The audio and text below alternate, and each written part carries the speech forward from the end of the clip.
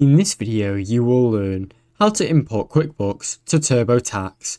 First, use the right version. You must use QuickBooks Self-Employed and Turbotax Self-Employed online versions. Desktop versions do not directly import into Turbotax Online. Sign in to Turbotax Self-Employed, open Turbotax Self-Employed, then sign into your account. Start your tax return, begin a new return and open your existing one. Link your QuickBooks account. Turbotax will ask you to use QuickBooks Self-Employed. Click Import from QuickBooks or connect to QuickBooks. Sign into QuickBooks. Log in using your QuickBooks Self-Employed credentials. When prompted, authorize a connection, allowing Turbotax to connect to QuickBooks data. Review your imported information.